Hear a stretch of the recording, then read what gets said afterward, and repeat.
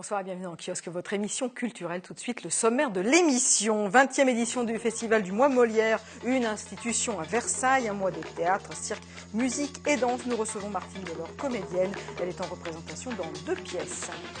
La chanteuse française de la célèbre chanson Libérée, délivrée, venue aux Clés-sous-Bois pour un showcase de dédicace. Les fans étaient nombreux. Et puis tout savoir sur la prochaine saison culturelle de la scène nationale de Saint-Quentin en Yvelines, c'est dans la chronique de Nicolas Gervais qui a rencontré Lionel Massetta. Mais donc avant tout cela, je vous propose d'ouvrir une page théâtre.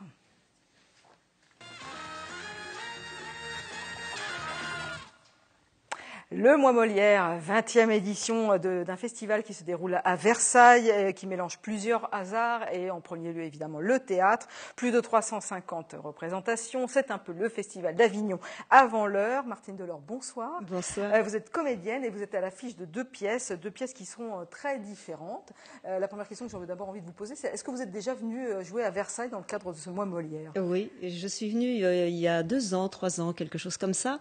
Aux Petites Écuries, j'ai joué Le Péché et la Grâce d'après Giraudot. Alors, le Petites Écuries, c'est très très joli. Là, vous allez jouer à l'espace Richaud. Est-ce que c'est c'est une atmosphère un peu particulière de jouer dans un festival de ce type? Ah oui. Il y a une effervescence comme ça pendant un mois dans une ville. Oui, ça ressemble pas à un théâtre cadré, normal, où on a ses habitudes. Déjà, il n'y a pas d'habitude, donc il faut réinventer les entrées, les sorties. Des fois, il peut y avoir un écho, puisque ce sont des lieux historiques. Donc, il faut gérer l'écho pour que tout le monde entende, parce que... Donc il faut réinventer le spectacle et ça c'est bien parce que ça évite de s'installer. On retrouve des émotions qu'on avait peut-être un petit peu perdues parce qu'on s'était installé dans un théâtre. Et puis il y a un contact avec le public, les gens sont contents. Qui est différent qu'un public qui vient dans un théâtre. Oui, puis les gens, c'est vraiment, ils attendent le Mois Molière. C'est très populaire quand on dit le Mois Molière. Les gens disent ah oui, nous on y a été une fois, on a été voir ci, on a été voir ça. J'ai des amis qui ont joué au Mois Molière, pas aux mêmes endroits, mais tout le monde garde un beau souvenir. Et quand on est comédien, est-ce que ça permet de se faire repérer entre guillemets par des programmateurs? On espère, évidemment. On espère toujours qu'un programmateur aura la bonne idée de venir voir notre spectacle, mais c'est comme à Avignon, c'est une loterie. Alors il faut se dire que chaque spectateur est important, même s'il n'est pas programmateur. Il faut qu'il soit heureux d'être venu, il faut qu'il ait ressenti des choses. On ne joue pas que pour les programmateurs. Voilà, on ne joue pas que pour les programmateurs. Ça, c'est un plus. C'est la grâce en plus. Alors, je l'ai dit, vous êtes à l'affiche de 2 pièces. La première sera jouée le 13 juin à 21h à l'espace Richaud. C'est un nouvel espace culturel que vous avez donc inauguré en tant que comédienne. Elle concerne une rencontre croisée, c'est très d'actualité, entre Germaine Tillon et Geneviève de Gaulle-Antonio. C'est d'autant plus évidemment d'actualité puisque ces 2 femmes, grandes figures de la résistance, ont fait leur entrée le 27 mai dernier au Panthéon. Vous jouez Germaine Tillon. Oui. Alors, de quoi parle cette pièce? On présume de la rencontre entre ces 2 femmes. Oui, tout à fait. C'est la rencontre à Ravensbrück de ces 2 femmes qui étaient résistantes, grandes résistantes, toutes les 2 dans le réseau du Musée de l'Homme, mais elles ne se connaissaient pas à ce moment-là. Par contre, elles ont fait connaissance à Ravensbrück parce qu'elles étaient animées du même esprit de résistance. Elles avaient envie de se battre, de ne pas se laisser mourir, de donner du courage aux autres femmes qui peut-être en avaient moins. Et Germaine Tillon, elle, a eu l'idée de transposer ce qu'elle vivait à travers une opérette qui s'appelle le Verfügbar aux Enfers. Les Verfügbar, c'est comme ça qu'on appelait les prisonniers qui travaillaient, qui étaient disponibles. On les employait à différentes tâches, dont certaines particulièrement horribles.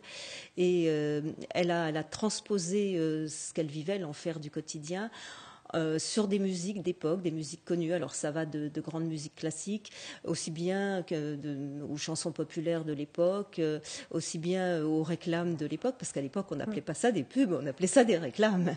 Donc c'était des airs que toutes ces femmes connaissaient parce que ces femmes se sont retrouvées par affinité. Et quand vous jouez un personnage comme Germaine Tillon, comment on se prépare à rentrer dans la peau de cette grande résistante? Moi j'ai lu les textes qu'elle a écrits, elle a beaucoup écrit. Germaine Tillion, puisqu'elle était ethnologue, donc elle a traduit tout ce qu'elle avait vécu. Déjà, dans la première partie de sa vie, elle a eu une vie riche. Dans les années 30, elle a été une des premières femmes à choisir un métier nouveau, qui était l'ethnologie. Elle a écrit des textes quand elle était dans les Aurès, puisqu'elle faisait sa thèse là-bas. Elle est partie 6 ans dans les Aurès, quand même, dans les années 30. C'était une jeune femme. Quel caractère. Oui, elle raconte qu'elle habitait sous la tente, dans des espèces de grottes, enfin, et qu'elle était respectée. Elle avait aucun problème avec les gens. Elle n'a pas été agressée, on lui a rien volé. Enfin, et c'est vrai que ça fait réfléchir quand on voit dans les quartiers les petites jeunes filles qui ont peur de se faire agresser si elles se mettent une jupe. Bon. Donc ça, c'est la première partie de sa vie. Elle rentre en 40, et en 40, c'est l'exode. Et la deuxième partie de sa vie, ça va être la résistance, le camp. Et la troisième partie de sa vie, ça va être l'Algérie, puisqu'elle va y retourner, puisqu'elle va être l'intermédiaire au moment des événements d'Algérie. Elle va être envoyée là-bas pour discuter avec des responsables pour essayer de servir d'intermédiaire, de calmer le jeu. Elle ne va pas le calmer, mais elle va essayer.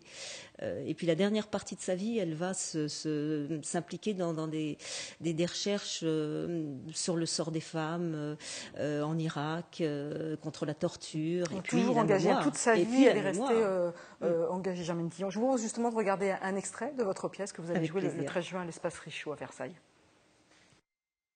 Je m'appelle Geneviève, la nièce. Pour la mémoire. Pour la mémoire.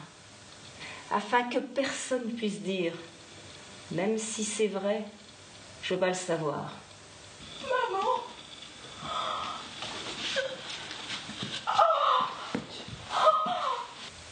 L'une d'elles tenait son bébé serré contre elle. Il faisait -10. Les nazis. On dit, résiste à la défaite, ta liberté s'arrête, c'est vrai. Voilà pour cette première pièce très forte, qu'on devine très forte. Il y a avec Love Bowman qui joue Geneviève de Gaulle et Jason Tcherapika qui joue l'horrible nazi. Tout à fait, oui. Donc le 13 juin à l'Espace Richaud. La pièce, d'ailleurs, Germaine Tillion est jouée en ce moment au TNO, au Théâtre du Nord-Ouest à Paris, dans le 19e arrondissement. Quel est l'accueil du public? Beaucoup d'émotions. On a souvent dans le public des gens qui ont entendu parler dans leur histoire personnelle de quelqu'un qui est revenu ou pas revenu. Et on a eu pratiquement à chaque fois des gens qui viennent nous dire oui, dans ma famille, j'ai entendu raconter ça quand j'étais petit. Enfin, c'est vrai que c'est assez bouleversant d'entendre ça. C'est assez fort. Vous jouez aussi une seconde pièce, toujours dans le cadre du mois Molière. Ça sera le 20 juin à 21h, toujours à l'Espace Richaud. Vous y prenez vos habitudes. Une pièce autour, alors cette fois de la maladie d'Alzheimer, écrite par Jean-Luc Génère. Cette pièce traite donc de la maladie à travers la vie d'un EHPAD, un établissement spécialisé. Vous jouez l'une des malades. Alors, même question que quand on joue Germaine Tillion, quand on joue une malade d'Alzheimer, comment on fait pour s'imprégner du rôle? J'ai lu. Non, j'ai lu plusieurs livres. J'ai lu premier ouvrage de vulgarisation. J'ai lu les livres des sœurs Laborde qui ont leur mère qui est morte de la maladie d'Alzheimer. Elles ont fait 2 livres. Le livre de la fille d'Annie Girardot qui parle de sa mère, et c'est bouleversant, le livre de la fille d'Annie Girardot, parce qu'on a tous vu les films d'Annie Girardot où elle cuisine, où elle est sur la plage, enfin dans des scènes du quotidien, et sa fille raconte qu'à un moment elle ne sait plus manger un yaourt, elle n'a plus les gestes. Forcément, on a l'impression de voir ce qu'elle raconte, quoi, parce qu'Annie Girardot, elle est vraiment dans notre culture populaire. Alors c'est une pièce qui donne aussi, j'ai envie de dire, à réfléchir sur un point de vue à la fois même médical, aussi religieux. Oui, parce que y a l'interrogation, qu'est-ce qu'on devient après, parce que voilà, donc il y a 2 confrontations d'idées. Il y a le médecin qui a un point de vue assez pragmatique, laïque, et puis il y a le prêtre qui lui parle du passage. l'eschatologie, pour employer un mot savant. Enfin, voilà. Donc, qu'est-ce qu'on devient après la mort, le sens de la maladie. Mais il n'y a pas que ça. Il y a aussi beaucoup d'émotions parce que comment les proches réagissent quand ils voient quelqu'un de leur famille qui va sombrer peu à peu, parce que c'est une maladie terrible. Il y a des recherches, il y a quelques médicaments qui retardent sur certains sujets. Voilà, on est en pleine recherche, mais ça avance lentement. Et pour les proches, c'est une chose difficile à vivre. Donc il y a les émotions du couple. On va regarder un extrait justement de cette pièce Alzheimer qui sera jouée le 20 juin à l'Espace Richaud à Versailles. En tout cas, pour un malade d'Alzheimer, vous avez du répondant. Je disais à ma femme l'autre jour, profitez-en. Vous n'êtes pas croyant? Qu'est-ce que j'en sais? Je ne sais pas, je cherche. On est ici, je mort de Gaulle. Il est mort, de Gaulle? Oui. C'est triste, mais il est mort. Peut-être que c'est un coup des communistes. Alors on rit aussi dans cette pièce, oui. C'est pas que évidemment le oui, sujet est dramatique, mais aussi du rire. Oui, mais comme toujours dans la vie, on rejoint l'histoire de Germaine Tillion. Elles ont beaucoup ri toutes les deux dans les camps. Elles ont pleuré aussi beaucoup, mais la vie faisait que il y avait des moments drôles. Dans la maladie d'Alzheimer, dans cette pièce, il y a aussi des moments drôles. C'est pas du café-théâtre. Entendons-nous bien. Mais il y a quelques moments tellement absurdes, voilà.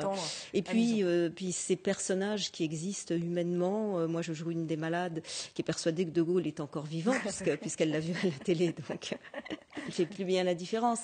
Et ce personnage qui est un peu éthéré est prêt à se battre jusqu'au bout pour dire que De Gaulle est toujours là. Est vraiment vivant. Merci en tout cas Martine Delande d'être venue sur le plateau de Kiosque. C'est moi qui vous remercie. Ces deux pièces, Germaine Tillion jouée le 13 juin à l'Espace Richaud et puis Alzheimer jouée le 20 juin toujours à l'Espace Richaud. Et puis je rappelle que le mois Molière, c'est pendant tout le mois de juin à Versailles. Les informations, la programmation, évidemment, à retrouver sur le site internet du mois Molière. Merci beaucoup à vous d'être venu. C'est moi qui vous remercie. Nous restons dans le domaine du théâtre. Lionel Massetta, le nouveau directeur du théâtre de Saint-Quentin-en-Yvelines, vient de dévoiler la prochaine saison de la scène nationale. Nicolas Gervais l'a rencontré.